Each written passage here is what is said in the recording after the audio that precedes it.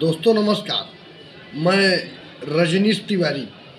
आज हम लोकतंत्र में नौकरशाह के बोलबाले को लेकर बात करेंगे। लोकतंत्रात्मक शासन प्रणाली हमारे देश में अपनाई गई है। पहले तो राजतंत्रात्मक शासन प्रणाली थी, लेकिन समय और परिस्थिति के बदलते ही हमारे देश के पुरोधाओं ने लोकतंत्रात्मक शासन प्रणाली में ही जनता को सहजता के रूप में जीना महसूस किया। इसलिए हमारे देश का संविधान बनकर तैयार हुआ और ये विश्व का सबसे बड़ा संविधान और विश्व का सबसे बड़ा लोकतंत्र है, जिस लोकतंत्र में हम रह रहे हैं। इस लोकतंत्र में नौकरशाहों का बोलबाला रहता है।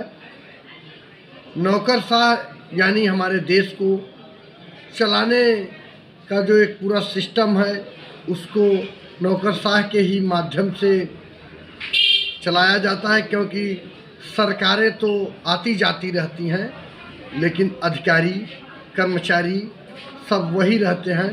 इनका बदलाव एक समय सीमा तक निर्धारित होता है, लेकिन लोकतंत्र में जो चुनाव होता है, उस चुनाव को 5 साल में नेताओं को बदल दिया जाता है, और नहीं भी बदले गए तो वो उस क्षेत्र के उतने जानकार नहीं होते। अगर जानकार भी हो गए तो नौकरशाह और नेता में आपसी खटास उत्पन्न हो जाती है, और ऐसे मुद्दे बहुत कम देखे गए हैं।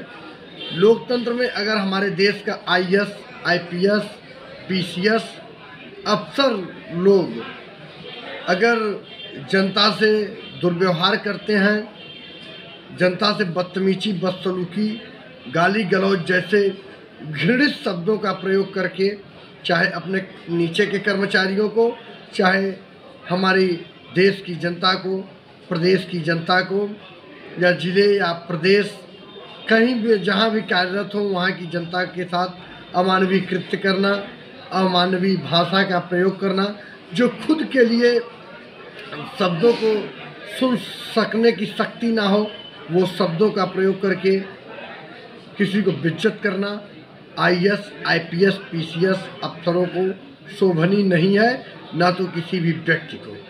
लोकतंत्र का जो मुख्य उद्देश्य है कि सबको समान दृष्टि से देखा जाएगा, सभी को समान अधिकार दिए जाएंगे, फिर वो चाहे जो हो।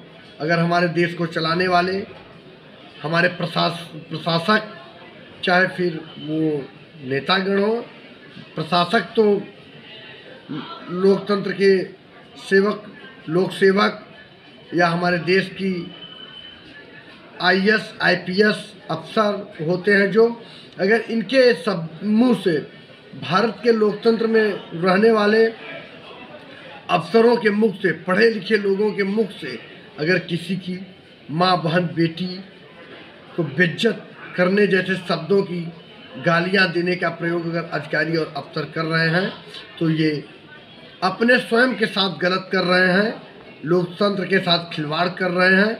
और उनको ये चीज़ समझना चाहिए कि हम चाहे अपने से नीचे अफसर को, अधिकारी को, कर्मचारी को अगर गाली दे रहे हैं, बदतमीजी वाले भाषा का प्रयोग कर रहे हैं, और जिस भाषा को हम खुद बर्दाश्त नहीं कर सकते, उस भाषा का अगर अनीतिगत तरीके से दूसरे को प्रयोग कर रहे हैं, गाली दे रहे हैं, तो वाकई में वो हमारा अफसर बेहद घृणित, कमज़ोर खुद है, जो दूसरे को कमज़ोर बनाने के लिए, कमज़ोर करने के लिए इन गंदे शब्दों का प्रयोग कर रहा है। माँ, बहन, बेटियों को गाली देते हैं, बेइज्जत करते हैं।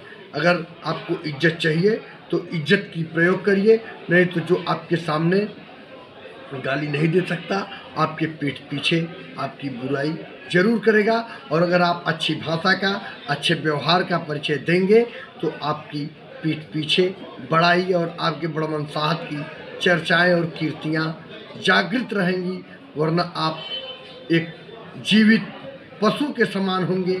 पढ़ लिख कर भी, जैसे कहा गया है कि पढ़े लिखे बिना आदमी पशु के समान होता है, तो पढ़ लिख कर भी अगर किसी को गंदे शब्दों का प्रयोग करता है हमारा IAS, हमारा IPS, हमारा PCS, तो वो पशु के समान ही माना जाएगा, क्योंकि पढ़ लिख कर आदमी में ज्ञान आता है। जैसे पौधों में, फलों में वृक्षों में फल लगने पे झुकाव हो जाया करता है। आम के पेड़ में फल लगता है, सेब के पेड़ में फल लगता है तो ये झुक जाते हैं। इसी तरह अगर हमारे देश के IAS IPS पढ़ लिख कर अफसर बन गए, रुतबा हो गया, ताम झाम हो गया, तो अच्छे शब्दों का प्रयोग करें, झुकाव को बढ़ाएं और सबको सम्मान की दृष्टि से देखें और सबके साथ भलाई का व्यवहार करें और खुद भले इंसान पहले बने, भले शब्दों का प्रयोग करें। जिन शब्दों को खुद सहन कर सकें उन्हीं शब्दों का प्रयोग दूसरे पे भी करें, क्योंकि वो पढ़े लिखे हैं और हर पढ़े लिखे से हमारा समाज, हमारा लोकतंत्र यही अपेक्षा करता है। बहुत बहुत धन्यवाद। नमस्कार।